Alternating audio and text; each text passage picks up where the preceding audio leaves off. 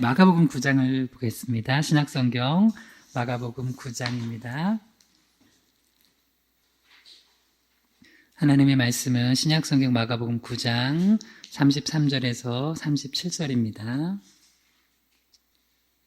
네, 마가복음 9장 33절에서 37절 본문을 우리 길지 않으니까요. 같이 한 목소리를 읽을까요? 가버나움의 시작. 가버나움에 이르러 집에 계실새 제자들에게 물으시되 너희가 길에서 서로 토론한 것이 무엇이냐 하시되 그들이 잠잠하니 이는 길에서 서로 누가 크냐 하고 쟁론하였습니다. 예수께서 앉으사 12제자를 불러서 이르시되 누구든지 첫째가 되고자 하면 뭇사람의 끝이 되며 뭇사람을 섬기는 자가 되어야 하리라 하시고 어린아이 하나를 데려다가 그들 가운데 세우시고 안으시며 제자들에게 이르시되 누구든지 내 이름으로 이런 어린아이 하나를 영접하면 곧 나를 영접하며 누구든지 나를 영접하면 나를 영접함이 아니요 나를 보내신 이를 영접함이니라. 아멘. 잠시 기도합니다. 하나님, 오늘도 이렇게 주일 예배로 모여 하나님 앞에 예배할 수 있음을 감사드립니다. 주님께 모든 영광 올려드립니다. 하나님 아버지, 이 시간도 부족한 자가 하나님의 말씀을 대언합니다. 성령께서 함께 하셔서 바른 십자가 부활의 복음 또 바른 말씀만 증거하게 하시고 이 말씀을 듣는 모든 성도들 각 사람 한 사람 머리 위에 성령이 임하셔서 이 말씀을 듣고 깨닫고 실천하여 많은 영혼을 살리는 데 쓰임받게 하여 주시옵소서. 감사드리며 예수님의 이름으로 기도드립니다. 아멘. 말씀의 제목을 한번 따라해 보겠습니다. 제자들의 영혼을 조율하시는 예수님. 네, 오늘 마가복음 9장 33절에서 37절 본문으로 제자들의 영혼을 조율하시는 예수님 두 번째 시간 갖도록 하겠습니다. 장소는 가버나움 집입니다. 집이에요. 그러니까 지금은 그 밖에서 예수님이 사역하시는 상황은 아니시죠. 그러니까 예수님은 밖에서 사역하시는 것도 되게 중요했지만 제자들을 따로 이렇게 특별 교육하시는 거, 제자 훈련이죠. 특별히 예수님의 제자들을 훈련시키시는 것도 되게 중요하게 여기시고 이 사역도 잘 감당을 하셨어요. 예수님께서 이제 아마도 베드로의 집일 거예요. 이 가버나움 집에서 제자들에게 야 너희가 길에서 뭐라고 막 토론하고 있던데 무슨 토론을 한 거냐 이렇게 물어보셨어요. 물론 몰라서 물어보신 건 아니고 아셨지만 그들을 교육하시기 위해서 물어보셨어요. 근데 그 내용이 뭐였냐면 너무나 부끄러운 내용이었어요. 서로 누가 크냐고 이렇게 쟁론하는 거였어요. 그래서 이 부분을 다루시기 위해서 예수님께서 어린아이 하나를 데려다가 실제로 예를 들어주시면서 너희들이 어떻게 나의 제자가 되어야 되는지 잘 깨달아라 하시고 예수님께서 제자들을 교육하시는 내용이에요. 그러니까 이 이야기는 뭐냐면 제자들이 예수님을 따라다니면서 예수님의 제자라는 이름으로 사역을 하는 동안에도 그들의 마음속에는 예수님이 그들을 제자로 처음에 부르셨을 때 목적과는 전혀 다른 무언가가 이 마음속에 올라와서 그들의 영혼을 사로잡고 있었다는 거예요. 그래서 우리도 신앙생활 하다 보면 제가 2008년 4월 달에 안수 받았거든요. 그러니까 지금 12년 됐죠. 목사 안수 받은 게 전도사역한 거 전부터 해서 목사 되고 나서 12년 동안 처음 목사 안수 이렇게 받을 때 그때 마음과 제 마음이 달라졌을까요? 그대로일까요? 이거 점검해야 되는 거예요. 저는 목사로서 처음에 목사 되겠다고 내가 평생 목회자로 살겠다고 이렇게 안수 받을 때 막 눈물 콧물 흘리면서 했던 게 그 목적이 흐트러지진 않았나 늘 점검해야 된다고요. 그래서 저와 여러분도 주님께서 우리를 주님의 제자로 부르시고 하나님의 자녀로 부르셨을 때 그 목적이 흐트러지지 않도록 우리가 날마다 점검해야 돼요. 그래서 이제 큰 주제로 우리 제자들, 우리도 주님의 제자잖아요. 할렐루야. 그래서 우리 영혼이 줄이 풀려졌으면 다시 맞춰야 돼요. 조율해야 돼요. 그 조율하는 그 시간을 주님 예수님께서 지금 제자들과 함께 가지셨다는 거예요. 그래서 우리는 첫 번째로 살펴보고 있는 게 다시 한번 따라해봐요. 흐트러진 목적을 조율하시는 예수님. 네, 그래서 제자들이 예수님을 따라다니는 예수님의 제자가 된 목적, 처음 부르심 받았던 목적이 흐트러지고 있어서 예수님께서 그 줄을 잘 감아서 조율하고 계시는 장면이에요. 말씀 한번 다시 읽어봐요. 마가복음 9장 33절에서 34절까지 읽어봐요. 시작. 가버나움에 이르러 집에 계실새 제자들에게 물으시되 너희가 길에서 서로 토론한 것이 무엇이냐 하시되 그들이 잠잠하니 이는 길에서 서로 누가 크냐 하고 쟁론하였습니다. 아마 제자들이 예수님 못 듣게 자기들끼리 조용히 얘기를 했겠죠. 야야야 응? 누가 여기서 짱이냐? 이건 초등학교 때 거의 하던 건데, 초등학교 때 제가 기억이 나요. 갑자기, 운동의 날이었어, 운동의 날. 운동의 날에 운동장에 모였는데, 그때 반 남자아이들이 이렇게 모여가지고, 땅바닥에다가 돌멩이로 뭘 막 그리면서 누 이름을 써요.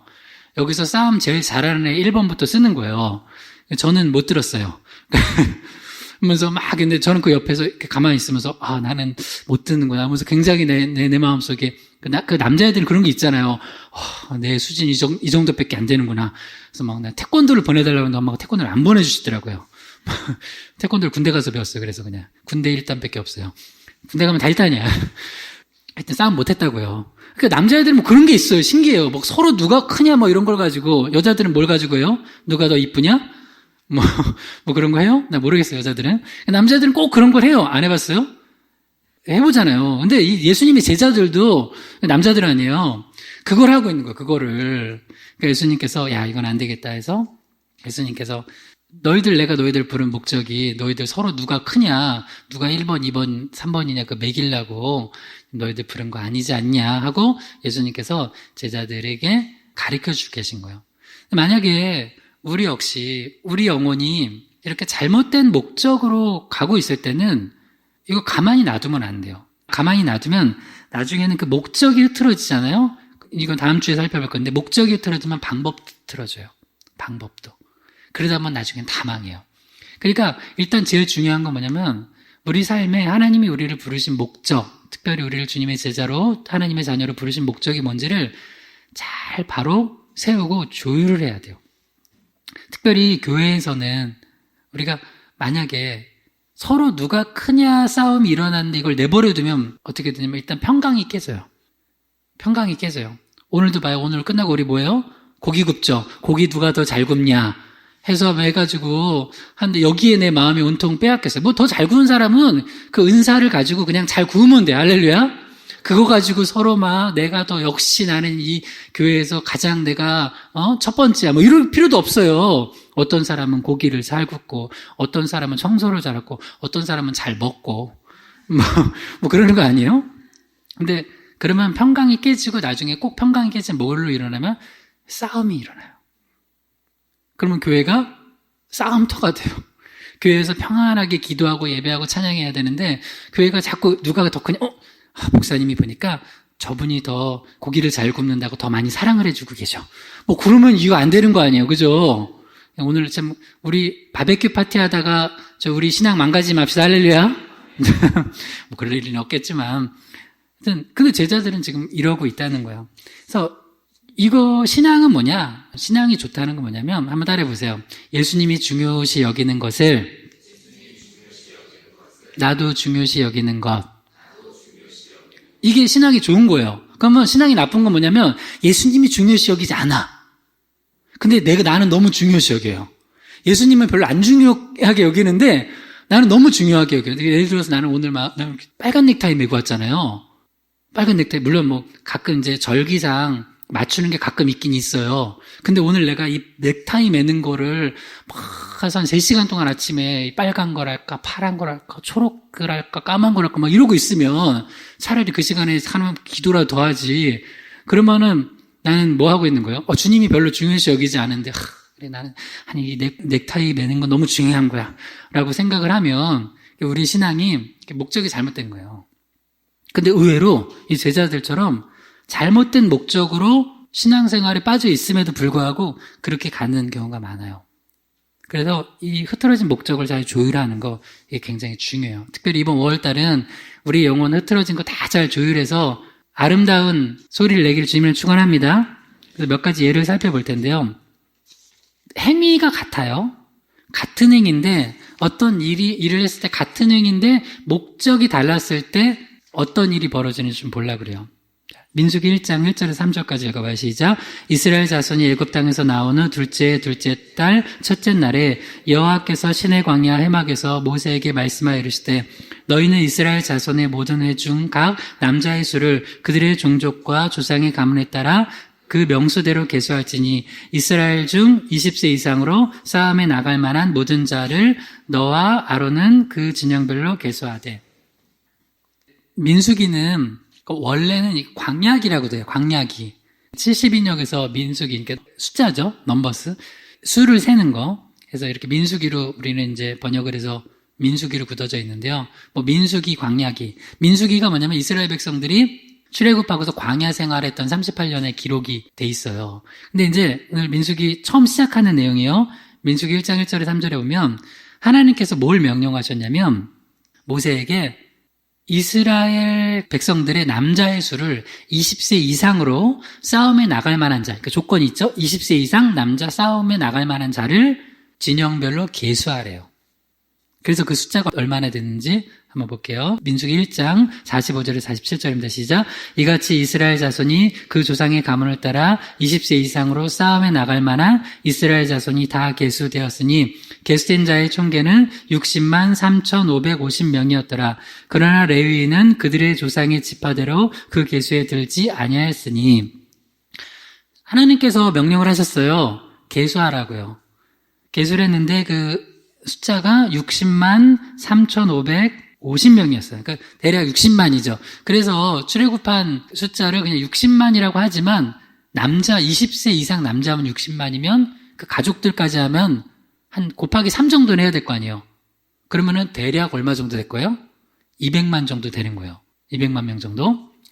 그런데 여기서 이제 하나님께서 이스라엘의 남자들 싸움에 나갈 만한 자들을 20세 이상으로 계수하라고 하신 이유가 있어요. 그 이유는 뭐냐면 여기서 이스라엘 백성들이 이제 앞으로 광야 생활을 해 나가면서 그리고 가나안 땅을 향해 나가면서 실제로는 40년 걸릴 거라고 생각 못 했어요. 그렇죠?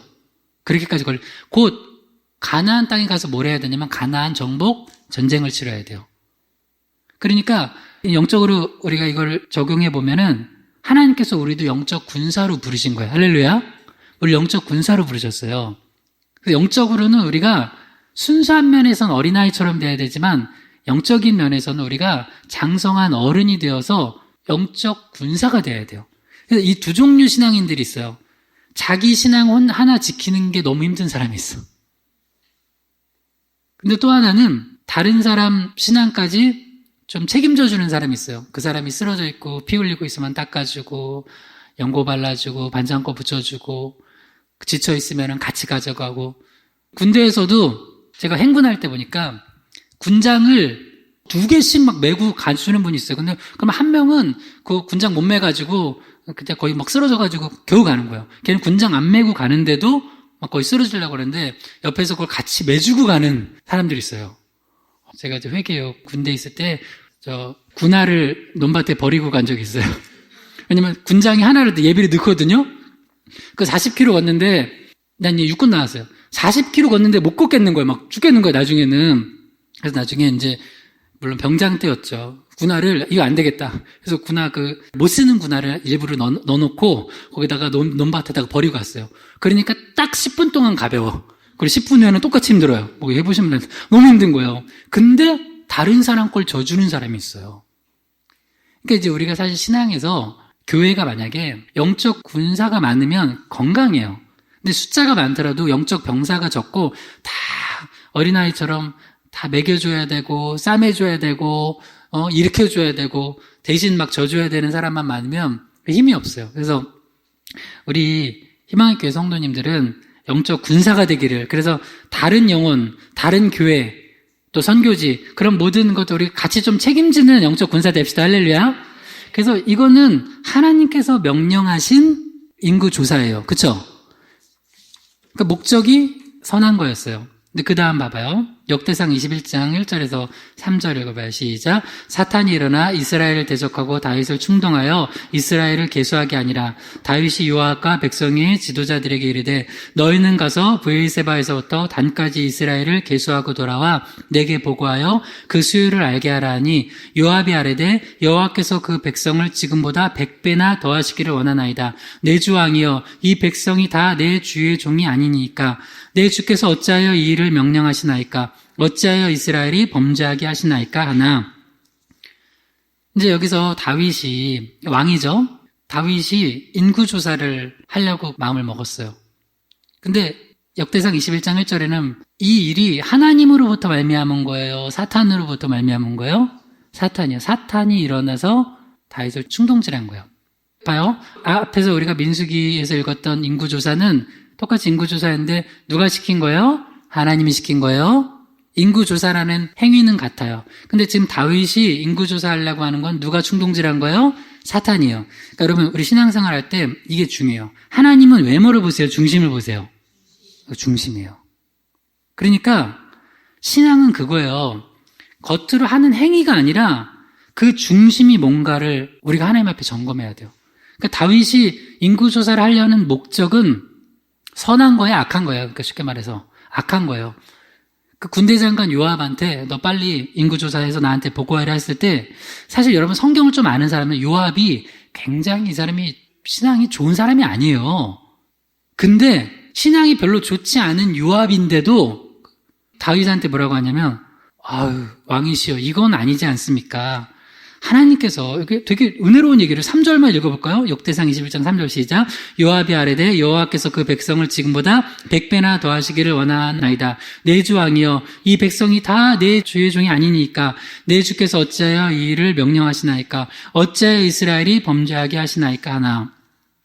때로는 나보다 신앙이 약한 사람인 것 같은데 나한테 신앙적인 조언을 할 때가 있어요. 그러면 기분 나쁠 수 있는데 잘 들어봐야 돼요. 왜냐면 내가 지금 사탄한테 지금 충동질 당해가지고 이상한 짓 하고 있는 걸 수도 있어요. 기본적으로는 다윗하고 요압 중에는 다윗이 믿음이 좋죠. 근데 여러분 믿음이라는 게 항상 좋지 않아요. 어느 날 사탄 마귀가 역사해가지고 거기 욕심에 놀아나면요 요압보다 못한 신앙이 돼버리는 거예요. 요압 되게 간사한 사람이거든요. 나중에 뒤에 왕 세울 때도 솔로몬 쪽에 지지하지 않았어요, 여기는. 하여튼 뭐 그래요. 그건 뭐 곁다리 얘기니까.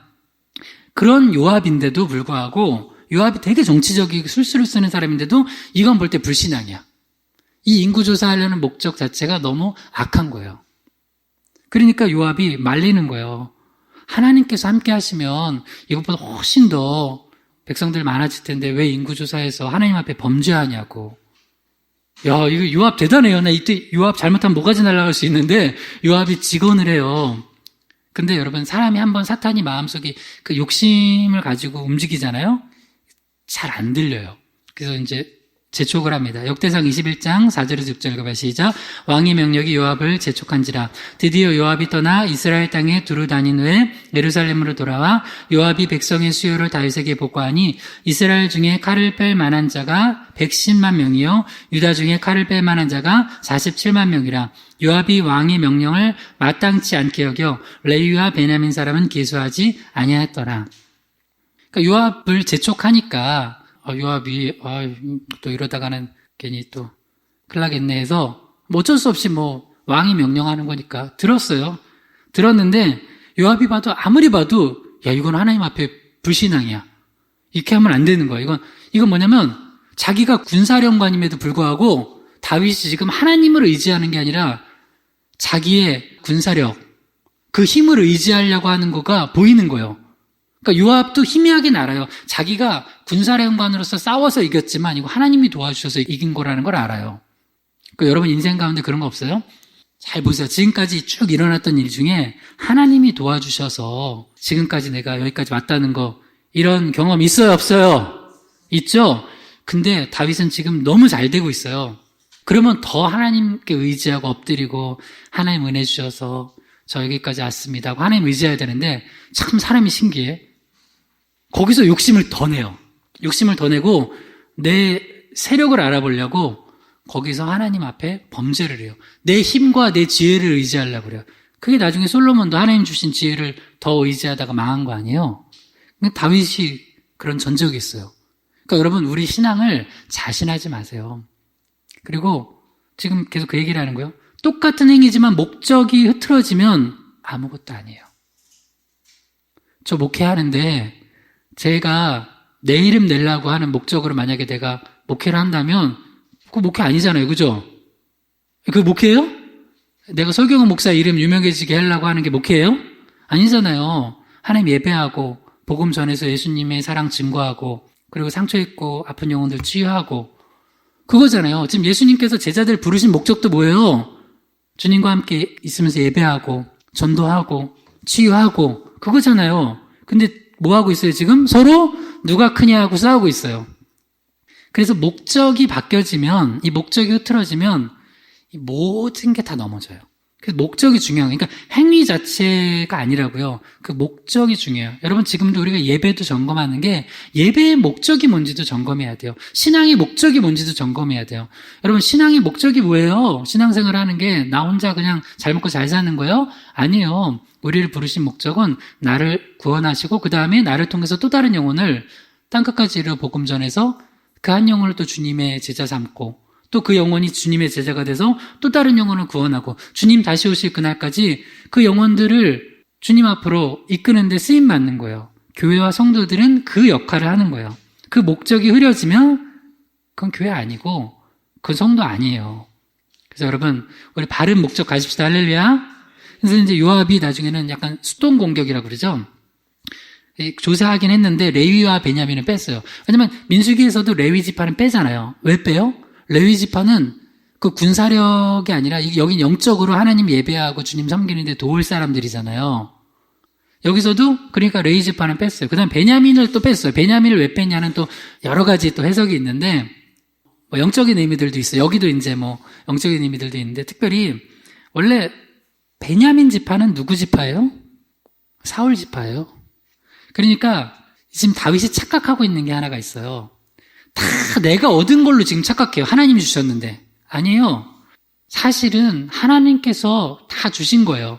근데 요 베냐민 지파를 쏙 빼면서 그런 얘기도 한 걸 거예요. 요압이 무언으로 야, 너 하나님이 주신 것까지 다 네가 한 것처럼 하지 마. 여러분, 우리 되게 얼마나 교만한 줄 알아요? 잘 되는 일이 있잖아요. 그건 다 내가 한 거라고 생각해. 그리고 좀 안 되는 일이 있으면 이거 좀 하나님 안 도와주시네 그렇게 생각해요. 여러분 잘 된 거요. 하나님이 도와주신 거 엄청 많아요. 할렐루야. 아니, 사실 우리 예수 믿는 사람은 다 하나님의 은혜입니다. 할렐루야. 좀 그런 생각 가지고 살아가세요.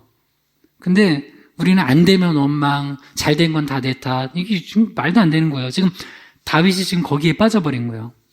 그래서 하나님께서 어떻게 하시냐. 자, 이렇게 하세요. 역대상 21장 7절에서 14절까지 읽어봐요. 시작. 하나님이 이 일을 악하게 여기사 이스라엘을 치심해 다윗이 하나님께 아뢰되 내가 이 일을 행함으로 큰 죄를 범하였나이다. 이제 간과하옵나니 종의 죄를 용서하여 주옵소서. 내가 심히 미련하게 행하였나이다 아니라 이에 여호와께서 이스라엘 백성에게 전염병을 내리심에 이스라엘 백성 중에서 죽은 자가 7만 명이었더라. 이것 때문에 하나님께서 지금 이스라엘을 치셨어요. 사실 이 뒤에 나오는 전염병 전에 이미 하나님께서 그 인구조사 때문에 이스라엘을 치셨어요. 근데 다윗은 그래도 그나마 믿음이 있어요. 하나님이 치실 때 이게 하나님께 내가 죄를 졌구나를 알아요. 근데 하나님이 치셔도 이 죄를 졌구나 모르는 사람들이 있어요. 그 다윗은 고백하잖아요. 내가 심히 미련하게 행했다고요. 이게 왜 그럴까? 요압이 하는 걸 말을 들었으면 그 미련한 짓 안 할 텐데 그거를 안 듣고 미련한 짓을 한 다음에 크게 심판 당하고 나서 이렇게 돌이키는 경우. 그래도 돌이킨 건 다행이에요. 여러분, 하나님은요, 우리가 하나님 의지하지 않고 다른 거 의지하는 거 싫어하세요. 우리가 하나님 진짜 전적으로 의지해야 돼요. 여러분, 하나님 의지하면서 합시다. 할렐루야. 하나님 의지해야 돼요. 근데 이게 이제 역대상 21장에는 안 나타나는 건데 27장에 보면 또 재밌는 얘기가 있어요. 역대상 21장 24절 읽어봐요. 시작. 수리의 아들 요압이 조사하기를 시작하고 끝내지 못해서 이 일로 말미암아 진노가 이스라엘에게 임한지라. 그 수요를 다윗 왕의 역대지략에 기록하지 아니하였더라. 여기 두 가지 정보가 나오는데 첫 번째는 요압이 이제 앞부분의 역대상 21장에 보면은 일부러 다 레위와 베냐민을 조사하지 않고 약간 더디게 조사한 게 분명히 있어요. 그러나 또 한편에는 인구조사를 다 마치지 못하게 하나님이 개입하신 것도 나와요. 왜냐면 이미 인구조사를 막 하고 있는데 약간 이제 이게 9개월 넘게 걸렸거든요. 근데 그 기간에 이미 나라에 뭔가 문제가 생기기 시작한 거예요. 그러니까 하나님 멈추신 거죠. 그래서 다 마치지 못했대요. 시작하고 끝내지 못했대요. 그러고 나서 진노가 임한 거예요. 그래서 나중에 이 인구조사한 게 공식적인 다윗의 역대 지략의 기록이 안 됐다는 거예요. 이거 굉장히 영적으로 중요한 거예요. 여러분, 우리가 바른 목적을 가지고 하나님 앞에서 믿음으로 하지 않은 건 하나님 기억하지 않으세요. 기록 안 돼요. 그러니까 그 수요가 기록되지 않을 헛된 일을 우리가 우리 욕심으로 하는 거는 하면 안 된다는 거예요. 이 부분에서 여러분 우리가 점검할 게 뭐냐면 제자들도 그렇고 저와 여러분도 그렇고 이게 저에게도 되게 중요한 메시지예요. 우리가 만약에 주님을 섬긴다고 하면서 행위는 같아요. 인구조사라는 행위는 같아요. 근데 목적이 달라요. 그런 건 없나? 이거 굉장히 중요해요. 내 안에서 왜 그렇게 하는 목적 자체가 뭔지를 점검해 보라고요. 그래서 이제 이 하나님께서 이 재앙을 멈추게 할 방법을 갓선지자를 통해서 알려주셨어요. 역대상 21장 18절에서 27절까지 읽어볼게요. 시작. 여호와의 천사가 갓에게 명령하여 다윗에게 이르시기를 다윗은 올라가서 여부스 사람 오르난의 타작마당에서 여호와를 위하여 제단을 쌓아라 하신지라. 그리하여 다윗은 그 턱값으로 금 600세겔을 달아 오르난에게 주고 다윗이 거기서 여호와를 위하여 제단을 쌓고 번제와 화목제를 드려 여호와께 아뢰었더니 여호와께서 하늘에서부터 번제단 위에 불을 내려 응답하시고 여호와께서 천사를 명령하심에 그가 칼을 칼집에 꽂았더라. 하나님 앞에 회개하니까 그때 이 전염병이 더 퍼지지 못하도록 하나님께서 3일 동안 7만 명이에요. 7만 명이 죽었으면 확진자는 더 많겠죠. 그죠? 그리고 요새 확진자라는 그 용어도 요새 쓰잖아요. 확진자는 더 많았겠죠. 어제 무슨 이태원 클럽 가가지고 노는 애들 때문에 또 이렇게 또 전파됐다며요. 하여튼 예배는 안 나와도 클럽 가서 춤은 춰요. 그죠? 그렇게 했을 때 하나님께서 갓선지자를 통해 이 재앙을 멈추게 하는 방법이 뭐냐면 예배였어요. 근데 두 가지 특징이 나타나요. 하나는 그 장소를 정해줘요. 그게 어디냐면 여부스 사람 오르난의 타작마당이라고 그래요. 오르난은 아라우나라고도 다른 성경에 나와요. 그 다음에 또 하나는 다윗이 값을 주고, 원래는 처음에 오르난 아라우나는 그냥 드리려고 했어요. 근데 값을 주고 예배를 드려요. 하나님께서 그곳이라고 해요. 그리고 또 하나는 다윗의 마음속에 뭘 주냐면 값을 치르는 예배를 드리라고 그래요. 이게 이제 예수 그리스도의 십자가의 희생과 연결이 되는 거예요. 그리고 나중에 이 자리가 이제 성전 터가 돼요. 솔로몬 성전 지은 터가 되는데, 우리한테 지금 이 한국 교회나 지금 세계 여러 상황에서 예배에 관련돼서도 여러분 좀 점검해 볼 게 있는데, 사실은 어느 장소 자체가 딱 거룩하다는 없어요. 뭐 예를 들어서 희망의 교회 예배 당만 거룩하고 우리 가정은 거룩하지 않냐? 그렇진 않아요. 근데 신기하게 하나님께서 지금 뭘 원하시는 거냐면, 왜 여부스 사람 오르난 타작마당의 그 장소라고 한지는 뭐 여러 가지 해석이 있겠지만 일단 거기서 재앙을 하나님께서 잠시 멈추셨어요. 그 자리에서 더 퍼져나가지 못하게. 그리고 그 다음에 값을 치르게 하셨어요. 그 예배라는 건 있잖아요. 예배는 하나님 앞에 내가 내 방식으로 쉽게 내가 원하는 그 내 편의대로 드리는 게 예배가 아니에요. 예배는 예수 그리스도의 십자가의 희생 안에서 우리 역시 헌신이 있어야 돼요. 헌신. 예배에는 헌신이 있어야 돼요. 요새는 스마트폰 하나 있으면 예배할 수 있잖아요. 그죠? 근데 그게 신앙의 목적이 잘못된 거예요. 신앙의 목적이 나 혼자 신앙 지키는 게 목적이에요? 아니에요. 그게 아니라 나를 통하여서 또 다른 영혼이 주님 앞으로 나오게 하는 거. 이게 신앙의 목적이거든요? 근데 그 하나의 목적을 빼버리면 요새 가나안 교인이라고 해서 가나안 교인. 왜냐면 가나안을 거꾸로 하면 안 나가요. 교회 생활 지긋지긋하다. 왜냐면 교회에서 상처 많이 받고, 목사님한테 상처받고, 집사님, 권사님한테 상처받고, 또 뭐 그런 사람도 있지만 또 그냥 귀찮고. 한데 요새는 스마트폰 하나 있으면 예배하기 너무 좋은 시대야. 그러니까 이거 하나. 근데 여러분, 그런 예배를 원하시는 게 아니라고요, 주님께서 지금. 오르난의 타작마당. 여기는 딱 생명과 죽음의 경계예요. 믿음을 가지고 거기 나아갔고, 다윗이 더 멀리 떨어지면 안 될까요? 여기 약간 전염병 때문에 위험한데요, 주님? 아니야, 거기야. 주님 너무하시네. 안 그러고 알겠습니다. 사냐 죽냐 그 자리야, 그 자리. 그 다음에 값을 치르는 희생. 이걸 가지고 예배를 했다는 거예요. 그러니까 하나님께서 불로 응답하시고, 여러분 예배는 응답되느냐 안 되느냐 항상 이 두 가지를 점검하셔야 돼요. 여러분이 하나님 앞에 응답받는 예배 드리기를 주님은 축원합니다. 안 그러면 가인 예배 되는 거예요. 아벨 예배 돼야 되겠죠. 그래서 하나님 응답받는 예배를 드리고 나서 그 다음에 천사가 칼을 꽂았어요. 이게 아니었으면 7만 명이 아니라 더 갔다는 거예요. 8만 명, 9만 명, 쓰러져 있는 확진자는 더 많겠죠. 근데 이게 모든 것의 이 시작이 어디서부터 시작됐어요? 다윗의 인구조사. 왜 민수기에서 인구조사할 때는 괜찮았는데 다윗이 인구조사할 때는 문제가 생겼어요? 똑같은 행동이라도 그 목적 자체가 잘못되면은 내 마음속에서 잘못된 목적을 가지고 하면 그게 아무리 신앙의 이름으로 포장을 하더라도 하나님 다 아신다는 거예요.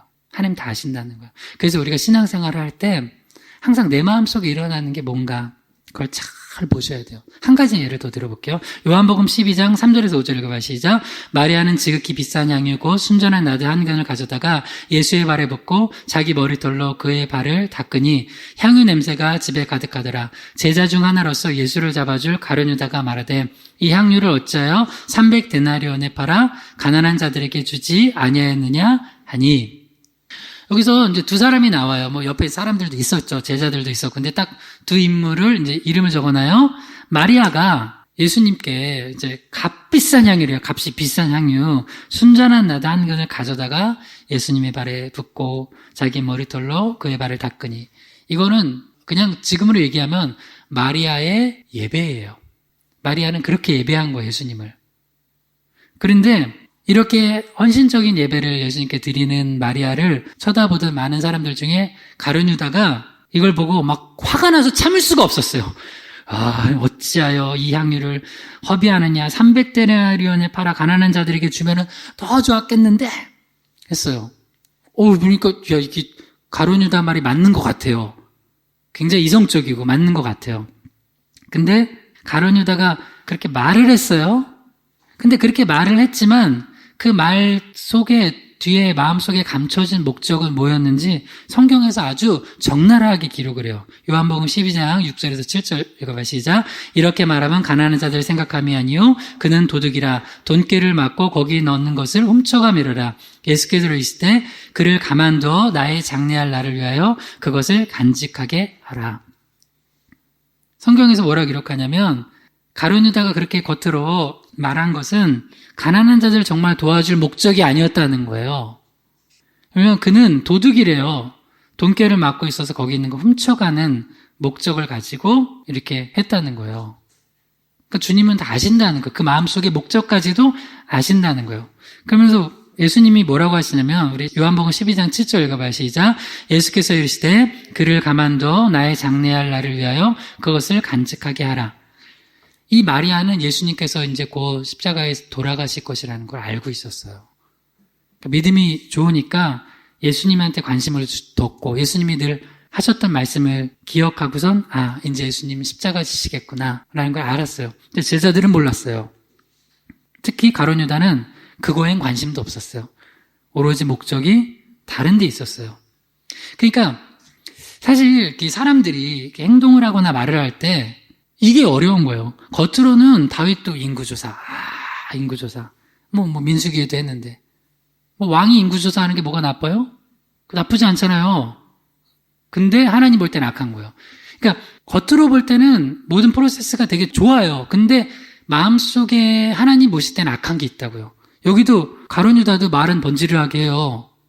근데 그 마음속엔 악한 게 있다고요. 근데 이거를 점검을 잘해서 이거를 계속해서 바르게 조율하지 않으면 어느 순간에는 이거는 여러분들 이런 사람을 만나봤는지 모르겠는데 만나봤을 거예요.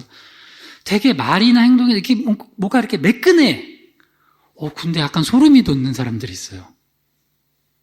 나는 우리 희망교회 성도들이 안 그랬으면 좋겠어요. 좀 이렇게 바보 같더라도 좀 순박했으면 좋겠어요. 할렐루야. 사기를 당하면 안 되겠지만 사기를 당할지언정 사기 안 쳤으면 좋겠어요. 할렐루야. 근데 너무 막 이 가룟 유다처럼 이 상태 안 좋았을 때 다윗처럼 뭔가 겉으로 막 말하고 행동하는 거는 근데 뭔가 이상해. 하나하나 들어가면 그 마음속에 목적이 잘못된 거야. 이거는 의견이 다른 사람들은 그렇다 하고 그냥 뉴스니까 얘기를 하는 거예요. 물론 그렇게 말한 목적이 또 있겠지만 삼성 이재용이 나와서 우리 이제 세습 안 하겠다고 하잖아요. 4세는 세습 안 하겠다고. 나 그거 보면서 내가 되게 회개했어요. 이제는 삼성도 안 하겠다는 거를 교회가 세습하고 있구나. 나 그거 보면서 나는 이제 우리 회개해야죠. 물론 또 뭐 그렇게 한 목적과 이런 게 뭐 있겠죠. 근데 그걸 보면서도 근데 그 세습할 때도 뭐 목적이 그 겉으로 말은 되게 좋아요. 교회가 이렇게 안 하면 어려워진다고. 아버지 목사님의 그 목회 철학을 받아가지고 이어서 할 사람은 여기밖에 없다고 하면서 그거를 기어이 세상에서도 다 그렇고 우리 교회에서도 교단에서도 하지 말라는 걸 기어이 통과시켜서 해요. 그러니까 한국교회는 코로나 와가지고 예배당 문 닫아버리는 거 아니야, 하나님이. 화가 나셔가지고. 비단 거기 욕할 것도 없어요. 우리도 마찬가지. 우리는 그나마 장점이 있다면 죄를 지을 시간이 별로 없었어요. 개척한 지 이제 여기 1년밖에 안 됐으니까. 무슨 얘기인지 알아요? 우리도 시간 지나면 죄 지을 시간이 많아지니까 점검 안 하고 나가면 나중에 헛짓거리 할 수 있다고요. 저와 여러분, 우리 희망의 교회 헛짓거리 하지 말고 다이처럼, 이 가론유다처럼 말만 번들게 하지 말고, 정말 우리 바르게 목적 점검해서 누가 높냐, 낮냐 싸우지 말고, 하나님께서 우리를 부르신 목적답게 살아갑시다. 그 목적이 이거예요. 예수님께서 마지막으로 부탁하시면서 가신 말씀이에요. 이 말씀 읽고 우리 기도해요. 마태복음 28장 18절에서 20절에 시작. 예수께서 나와 말씀하시되 하늘과 땅의 모든 권세를 내게 주셨으니 그러므로 너희는 가서 모든 민족을 제자로 삼아 아버지와 아들과 성령의 이름으로 세례를 베풀고 내가 너희에게 본 바 모든 것을 가르쳐 지키게 하라. 볼지어다 내가 세상 끝날까지 너희와 항상 함께 있으리라 하시니라. 아멘. 예수님께서 제자들을 부르신 목적이 뭐예요? 누가 크냐? 싸우라고요? 그거 아니고 주님께서 하나님 아버지로부터 모든 하늘과 땅의 권세를 받으신 거를 다시 제자들에게 주셨어요. 그 이유가 뭐예요? 그거 가지고 싸우라고? 아니에요. 네 이름 내라고? 아니에요. 너희는 가서 모든 민족을 제자로 삼으래요. 그리고 아버지와 아들과 성령의 이름으로 세례를 베풀래요. 또한 내가 너희에게 분부한 모든 걸 가르쳐 지키게 하래요. 이걸 위해서 우리를 제자로 부르셨다고요. 그러니까 이 목적 흐트러지지 말고 우리 정말 하나님 앞에 바르게 신앙생활 합시다. 할렐루야. 이를 놓고 한번 기도합시다. 기도하면서 우리 바른 목적 점검하는 교회와 신앙 되게 해달라고 주여 한번 우리 기도합니다. 주여 하나님 아버지, 우린 부족합니다.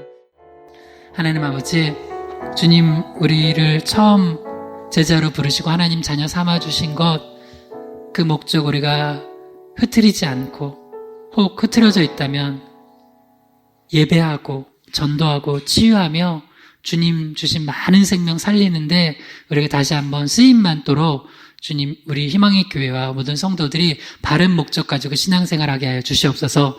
더불어 이 한국교회가 다시 한번 주님 부르신 교회로 부르시고 세우신 목적 잘 점검하고 바르게 세워나가서 주님 보시기에 참 잘했다, 착하고 충성된 종이라 칭찬받는 교회들 되도록 우리 한국교회를 주님 긍휼히 여겨 주시옵소서. 예수님의 이름으로 기도드립니다. 아멘.